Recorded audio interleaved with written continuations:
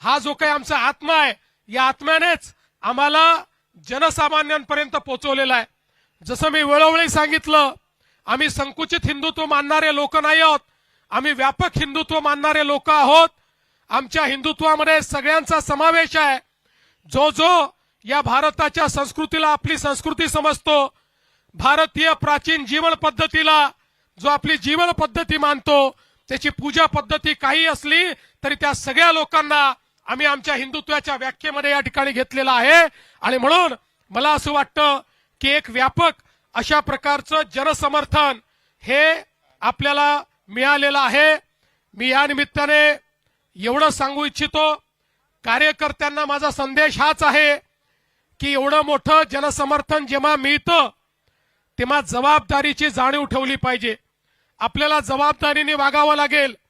जिंकल्यानंतर उन्माद नको. कोणीही उन्मादाने या ठिकाणी जिंकल्यानंतर वागणार नाही, हे कार्यकर्त्यांनी लक्षात ठेवलं पाहिजे. आणि त्यासोबत निवडून आलेल्या लोकप्रतिनिधींना आमचा संदेश आहे की तुम्हाला जनतेनं अपेक्षेने निवडून दिलाय, पारदर्शी प्रामाणिकतेतून कारभार करण्याकरता निवडून दिलेला आहे. त्यामुळे आपण सगळ्यांनी या गोष्टीची जाण ठेवली पाहिजे की आपण सगळे निवडून आलो. मोदीजींवर जो विश्वास आहे, भाजपावर जो विश्वास आहे, या विश्वासामुळे आपण निवडून आलेलो आहोत. त्यामुळे कुठेही या विश्वासाला तडा जाणार नाही, अशा प्रकारचं वर्तन कार्यकर्ते, नेते आणि निवडून आलेले नगरसेवक करतील, हा विश्वास मला आहे. मी पुन्हा एकदा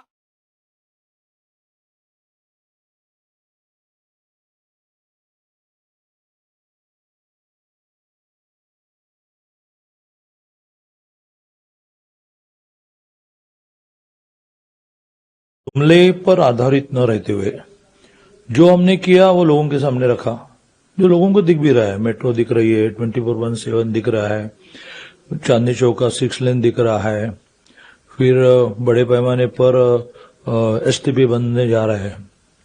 और आगे की दिशा जो हम रख रहे हैं, तो पिछले हमारे अनुभव के आधार पर लोग विश्वास भी रख रहे हैं. तो लोगों के मन में हमने यह प्रश्न उठाया कि इनको विकास करना है तो पहले क्यों नहीं किया. हमको 2.5 साल मिले. 2.5 साल तो कोरोना में गए. कोरोना में भी हमने बहुत कुछ अच्छा काम किया. तो 2.5 साल में हम इतना कर पाए, तो इतने सालों में सत्ता उनके पास देने के बावजूद भी वो क्यों नहीं कर पाए. और जो रीअलाइनमेंट्स हुए हैं, मुंबई में दोनों ठाकरे बंधु, पुणे में दोनों राष्ट्रवादी, रीअलाइनमेंट्स को लेकर कैसे आप लोगों ने उसको चीजें को ठीक किया और उसको एक चैलेंज कैसे लिया और उसमें कैसे काम किया गया. ऐसे लोगों में ठाकरे बंधु एकत्रित आने हो या कांग्रेस राष्ट्रवादी दोनों एकत्रित आने हो, इसमें लोगों का हित नहीं, मराठी भाषियों का हित, मुंबई का हित नहीं, अपना ही स्वार्थ है. ये लोगों को रजिस्टर करने में हमेशा से हुए. लोग भी इतने होशियार बन गए हैं कि लोगों को ये ध्यान में आया कि ये अपने स्वार्थ के लिए चल रहा है. वरिष्ठ नेतृत्व या ठिकाणी माननीय मोदीजी असतील, आमचे अध्यक्ष नड्डाजी असतील, या ठिकाणी अमित भाई असतील, आमचे कार्याध्यक्ष नितीन नवीनजी असतील, महाराष्ट्रामध्ये आमचे ज्येष्ठ नेते आदरणीय गडकरी साहेब असतील, या सगळ्यांचे मी अतिशय मनापासून या ठिकाणी आभार मानतो. आणि पुन्हा एकदा या विजयाच्या आपल्या सगळ्यांना शुभेच्छा देऊन आता आपण सगळे महापौर बसल्यानंतर जल्लोष पुन्हा साजरा करू, हे या ठिकाणी आपल्या सर्वांना सांगतो. आणि सोबतच अर्थात या ठिकाणी आपले जे मित्र पक्ष आहेत त्यांनाही, शिवसेना असेल, राष्ट्रवादी असेल, या ठिकाणी आरपीआय असेल, पिरिपा असेल, या सगळ्या मित्र पक्षांचे देखील अतिशय मनापासून आभार मानतो. इथे येण्यापूर्वी माननीय शिंदे साहेबांना मी त्या ठिकाणी फोन करून, आणि त्यांचा मला फोन आला, त्यांनी माझं अभिनंदन केलं, मी त्यांचं अभिनंदन केलंय. आणि पुन्हा एकदा महाराष्ट्रामध्ये महायुती मजबूतीनं या ठिकाणी काम करेल हा विश्वास देतो आणि माझं बोलणं संपवतो. धन्यवाद. विशेषतः मला या ठिकाणी धन्यवाद दिला पाहिजे सगळ्या कार्यकर्त्यांचा, कारण हा विजय कार्यकर्त्यांना समर्पित विजय आहे. आमचे जे कार्यकर्ते 24 तास काम करतात, ज्यांना कुठलं तिकीट मिळत नाही, ज्यांना कुठल्या पदाची अपेक्षा नाही, जे या ठिकाणी 24 तास काम करतात त्या सगळ्या कार्यकर्त्यांना देखील हा विजय या ठिकाणी मी समर्पित करतो. जय हिंद, जय महाराष्ट्र. तो कुल मिलाकर जय हिंद जय महाराष्ट्र के साथ मुख्यमंत्री देवेंद्र फडणवीस ने अपना यह भाषण समाप्त किया और उन्होंने कहा कि इतनी प्रचंड जीत जो दिलाई है जनता ने, मुंबई वालों ने, उसका मतलब है कि उन्हें विकास चाहिए और विकास को लेकर ही उन्होंने वोट दिया. भुवन जी, देखिए, तमाम बातें होती है, तमाम गुणागणित होते हैं चुनाव जीतने के. विरोधी भले कहें कि स्ट्रेटजी की वजह से जीत मिली है, लेकिन मुख्यमंत्री देवेंद्र फडणवीस का यह कहना कि विकास के नाम पर वोट किया गया है, वो ये बताता है कि जो कुछ भी उन्होंने काम किया मुंबई में, महाराष्ट्र में, उस पर उन्हें विश्वास है और उन्हें यह भी लगता है कि इसी वजह से बीएमसी में उन्हें वोट मिले, क्योंकि उन्होंने मुंबई की समस्या को हल करने के लिए बहुत काम किया है. देखिए, जब आप बीएमसी की बात करते हैं, जब आप शहरी निकाय चुनाव की बात करते हैं, तो शहर में पढ़ा लिखा तबका ज़्यादा रहता है, अभिजात के वर्ग रहता है, और उनकी सोचने समझने की जो क्षमता है, शक्ति है, वो ज़्यादा होती है और वो बहुत अच्छे से चीज़ों को देखते हैं. और जब बात सोशल मीडिया के दौर की हो तो चीज़ें वक्त वक्त पर बहुत तेज़ी से बदल जाती हैं. लोग अच्छे से समझते हैं कि कौन हितों की राजनीति करता है और कौन जो है वो मुद्दा विहीन बातों पर राजनीति करता है. तो उसी का जिक्र शायद यहाँ देवेंद्र फडणवीस कर रहे हैं. देखिए, यही लोग हैं जो लोकसभा में मतदान देते हैं, यही वोटर हैं जो विधानसभा में चुनाव वोटिंग करते हैं, और यही वोटर हैं जो शहरी निकाय चुनाव में वोट करते हैं. तो वोटर तो वही है, मेंटालिटी भी वही है.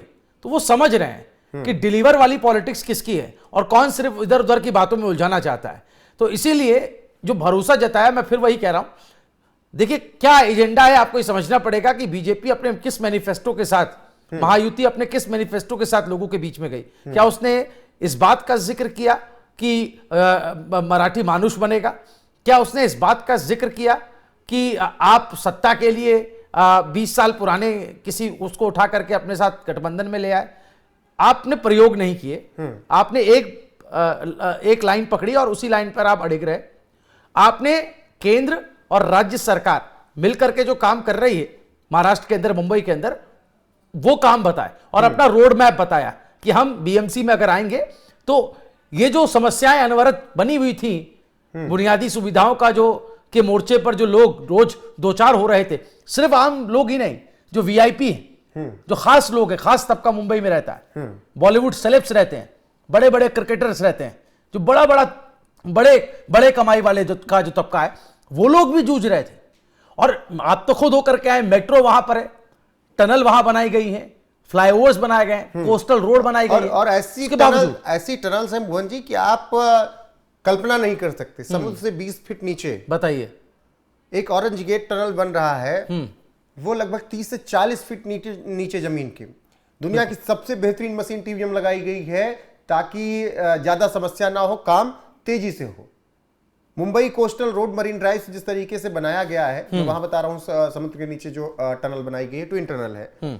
फिर आप बात कर लीजिए, चाहे छोटी जगहों की अगर बात कर लीजिए, मैं एक थाने क्रीक ब्रिज का तीसरा लेन बनाया गया, वो महज 1.8 किलोमीटर बनाया गया. लेकिन उस 1.8 किलोमीटर के ब्रिज ने परिवर्तन इतना किया कि जो लाखों ट्रक फंसते थे जाम में, एक 24 घंटे, 30 घंटे, 40 घंटे बीत जाते थे, सामान खराब हो जाता था, उस 1.8 किलोमीटर के थाने क्रीक ब्रिज ने वो 1 लाख ट्रकों का जाम हटा दिया. तो जो छोटे काम भी रहे. जी. वैसे तो रोज आप विवादित खबरें देखते हैं, रोज इस तरीके की तमाम खबरें देखते हैं, लड़ाई झगड़े वाली, लेकिन जब विकास का काम होता है तो उन खबरों को भी जानना बेहद जरूरी है. और ये मुंबई की जनता को पता था, और इसीलिए मुंबई की जनता ने, वही मुख्यमंत्री देवेंद्र फडणवीस कह रहे हैं कि वोट किया है उन्होंने विकास को. तो छोटे छोटे काम भी मुंबई की जनता, मुझे लग रहा है कि बहुत अच्छे से ध्यान दे रही थी. बिल्कुल. और अब जो आप सुरंग की बात कर रहे थे, समुद्र के नीचे, अरब सागर के नीचे से जो बनाई गई है, ये गिर गांव है मरीन ड्राइव के पास, यहां से शुरू होती है और प्रियदर्शनी पार्क जो ब्रीच कैंडी है वहां तक जाती है, और करीब ये अरब सागर और मलाबार हिल के बीच से के नीचे से गुजरती है. तो ये 2.07 किलोमीटर का फासला लंबाई में आप मान के चलिए, इतना लंबा ये टनल बनाई गई है. और मुंबई कोस्टल रोड प्रोजेक्ट एमसीआरपी का ये पहला फेज है जिसका काम किया गया है. तो ये एक एग्जांपल है. इसका जिक्र हम इसलिए कर रहे थे क्योंकि हम बात करते हैं इंफ्रास्ट्रक्चर की, मुंबई न सिर्फ माया नगरी है, मुंबई इस देश की आर्थिक राजधानी है। बिल्कुल। तो उसकी आर्थिक सेहत का आपको ध्यान रखना पड़ेगा। अगर वहां पे इंफ्रास्ट्रक्चर मजबूत नहीं होगा तो आर्थिक राजधानी ही कमजोर पड़ जाएगी। तो उसको सशक्त करने के लिए आपको इंफ्रास्ट्रक्चर किसी भी कीमत पर बेहतर बनाना ही पड़ेगा। यह हर मुंबईकर जानता है। उससे देश ही नहीं, दुनिया में मुंबई की क्या छवि है वो भी उस बात को भी लेकर मुंबईकर चिंतित रहता है। तो ना सिर्फ बुनियादी सुविधाएं जो हर घर में पहुंचनी चाहिए, हर घर की जरूरत है, बल्कि पूरे मुंबई की जो जरूरत है उसका भी ख्याल रखा जा रहा है। शायद इसीलिए तो लोगों ने एक साथ आकर के मैंडेट देकर के बीजेपी को उस स्थिति में लाकर खड़ा कर दिया, इतिहास में पहली बार, जहां वो खुद का मेयर चुनकर सामने लाएगी।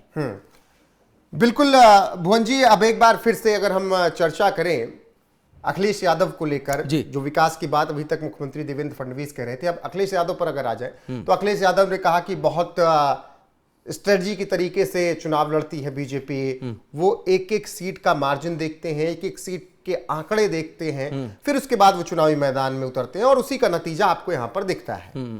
अब विरोधी भी क्या मानने लगे हैं कि हाँ भाई कि बीजेपी से इस तरीके से नहीं जीता जा सकता, जितना वो काम करते हैं उतना काम करना होगा, उतना करके तो उनके बराबर ही पहुंचेंगे। अगर उनको हराना है तो उससे दोगुना काम करना होगा। ये जब अखिलेश यादव कह रहे हैं, बिहार में तेजस्वी कह रहे थे चुनाव के दौरान, और तमाम ऐसे नेता कह रहे हैं, क्या विपक्ष को भी यह आभास हो गया है कि बीजेपी की ताकत मेहनत के आगे अभी उनकी मेहनत काम नहीं आएगी और ज्यादा मेहनत करना होगा? मैं इसको इस रूप में देखता हूं रोहित की ये मान नहीं गए हैं, इनके पास अब कोई विकल्प नहीं है मानने के अलावा, क्योंकि वोट चोरी का राग अलापा वो फेल हो गया, ईवीएम हैक का राग अलापा था वो फेल हो गया। अब स्याही वाली बात हालांकि कुछ लिमिटेड ही लोग कर रहे हैं और लोगों के मुंह से हम सुन नहीं रहे, तो उसमें एक सुर तो नहीं है। खैर राहुल गांधी इस बात को कह रहे हैं, तो ये सारे पैतरेबाजी फेल हो गई है।